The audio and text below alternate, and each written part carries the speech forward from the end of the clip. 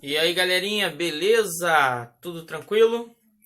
Bem, nós de novo aqui. Vamos voltar agora com uma nova civilização que a gente vai conhecer no dia de hoje. Bem, unidade 4 do livro, tema 2, o Egito, terra dos faraós. Né? Todo mundo gosta de falar muitas vezes daqueles filmes que, tipo Retorno da Múmia, né? Filmes de Faraó, Príncipe do Egito, a história de Moisés, o príncipe hebreu que foi criado, né, como um príncipe egípcio, né? E toda essa história, né, fala de uma das civilizações mais fantásticas, mais surpreendentes, mais misteriosas que a sociedade, que o mundo já conheceu.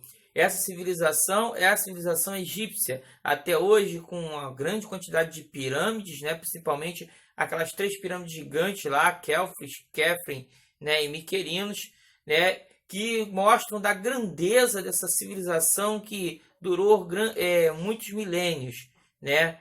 E aí a gente vai entender um pouco da estrutura desse Egito dos grandes faraós. Primeiramente, a gente vê aqui o rio Nilo, né, considerado em alguns momentos como uma divindade, se fazia até poesias para o rio Nilo, porque era o rio Nilo que dava vida ao Egito. Dentro daquele deserto, né, o rio Nilo, com as suas inundações em certo período do ano, era a formação que o Egito, a civilização, começou a fazer diques e formas de irrigar a terra ao redor, e com isso, né, trazer agricultura e trazer também a condição dessa civilização parar e se fixar como se fosse um grande oásis ao redor do rio Nilo. Né? O rio Nilo ele vai cortar todo o Egito e até hoje, né, falando de hoje atualmente, vai do rio Nilo, ele vai do início do Egito até o Sudão do Sul, né? A gente vai ver até outra civilização que a gente vai falar mais à frente, que são os Cuxitas, que é uma civilização que vai ter ligação com esse Egito antigo. Mas como que o Egito funcionava no seu início?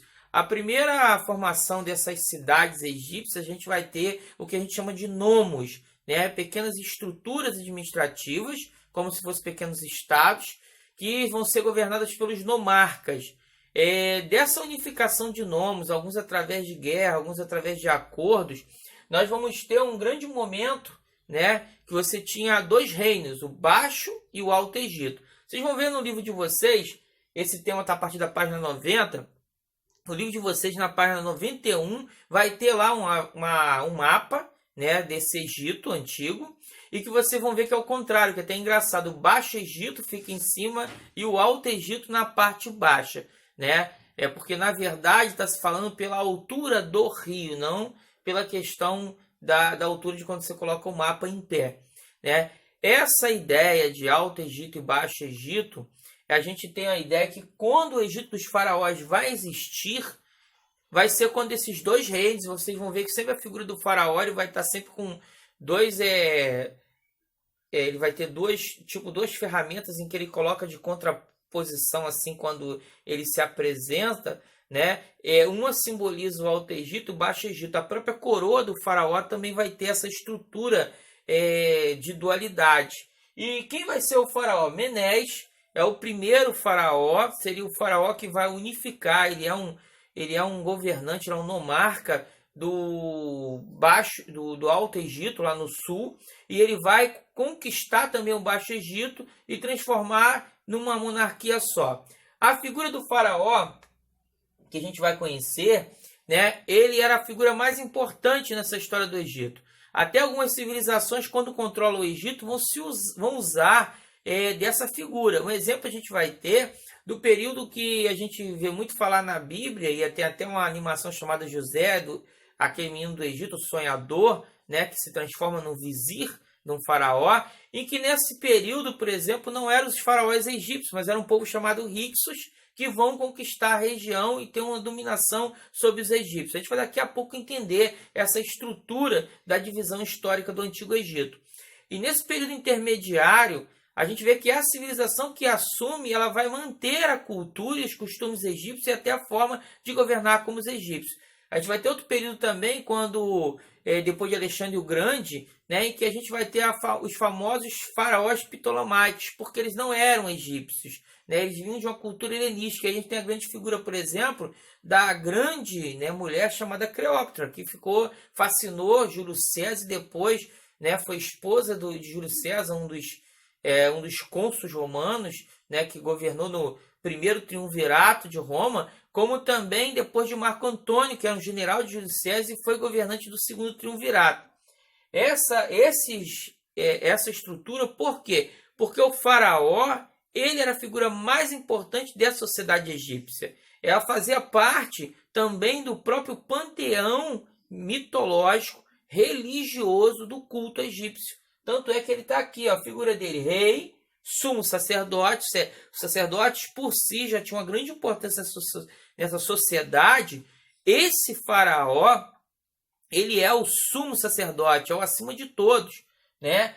O próprio Deus encarnado, porque ele é o Horus vivo, né? Ele é o próprio Deus encarnado, filho de Osíris e Íris, né? Quem vê aquele grande filme muito legal chamado Deuses do Egito, você vai entender um pouco dessa estrutura, né? Porque aquele filme conta a história do Egito antes do faraó, na formação do panteão de mitológico do Egito.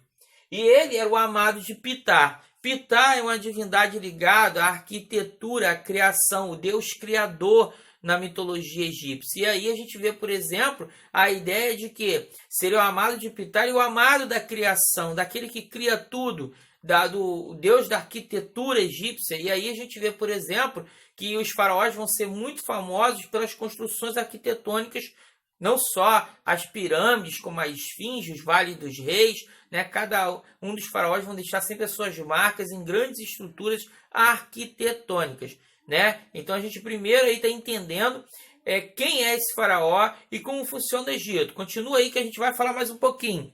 Bem, continuando aqui a gente vai entender como que se divide a estrutura da história do Egito Antigo. São divididos em 3 períodos, porque a gente tem um período intermediário aqui entre o Antigo Império e o Novo Império, entre o Médio Império e o Novo Império. Tanto é que vocês podem ver que o Antigo Império vai de 2700, né, período em que o Menes vai formar esse Egito faraônico, né, juntar o Baixo e Alto Egito, acabar com o poder dos nômades, mas sim unificar numa centralização da figura do faraó. 2700 a 2181 a.C. é o Antigo Egito. A principal cidade de Mênfis, né, onde tem um governo. É o período também que são construídas as grandes pirâmides de Gizé, que são aquelas 3 maiores, né, Khéops, Miquerinos e Kefrem, né? E depois vai ter esse período intermediário, em que grupos vão invadir o Egito e conquistar o Egito e dominar o Egito durante um tempo, né? Esse período, por exemplo, é o período que se conta a ideia da história de José, em que os Hyksos vão dominar essa região. Depois você tem o Médio Império, né, em que você vai ter de 2040 a 1782 a.C., depois do primeiro período intermediário, que fica aqui nesse meio, né? E aí aqui você vai ter o governo já na cidade de Tebas. E você vai ter a figura de vários faraós muito importantes, como Ramsés, né? A história do próprio êxodo hebreu do Egito, né? Tudo isso acontece nesse período do Médio Império. Bem, depois você vai ter outro período intermediário. E aí em 1570 a 1069 a.C. você vai ter o que a gente chama de Novo Império, né? É o último grupo das grandes dinastias de faraós. São várias dinastias. E a gente entender, por exemplo, que nessas histórias dos faraós, até o faraó era tão importante que as pessoas tinham a sua idade, seu tempo controlado pelo tempo do faraó, porque cada vez que um faraó assumia o poder, é como se construísse uma nova história, uma nova ideia de tempo. A cronologia era assim, tanto é que até hoje há uma dificuldade muito grande dos historiadores em entenderem, estudarem os tempos dessas dinastias por causa dessa dificuldade. Bem, a gente falando sobre isso aqui, agora para fechar esse primeiro vídeo, vamos entender só a estrutura, vamos entender a estrutura dessa sociedade, né? Dessa sociedade egípcia. Você tinha no topo dela a nobreza, né? Que é a família real do faraó, junto com os sacerdotes no segundo momento, e junto com esse sacerdote a figura do governador do Egito, o vizir, que está na página 92, é essa estrutura explicando para vocês. O José do Egito, por exemplo, ele teria sido um vizir na época em que ele, né, esteve lá no Egito. Depois dessa figura aqui, você tem a figura dos comandantes militares, né? Você tem a figura muito importante dos escribas, né? Os escribas eram as pessoas que tinham o conhecimento da escrita, né? Que a gente vai falar mais à frente, que eram várias escritas que existiam no Egito. E ele era o cara que cuidava de tudo isso para o faraó, do controle das coisas que tinha de alimento, de arrecadação, de tudo do faraó. Abaixo disso aqui você tinha os artesãos, né? Você tinha os comerciantes, você tinha, né, os soldados militares de meia patente, e abaixo de tudo isso você tinha os camponeses, né? E abaixo de tudo isso, mais ainda, os escravos, que é a última parte dessa sociedade egípcia, né? Essa era a estrutura, a pirâmide social desse Egito antigo. Beleza? No próximo vídeo a gente vai continuar falando sobre esse Egito antigo.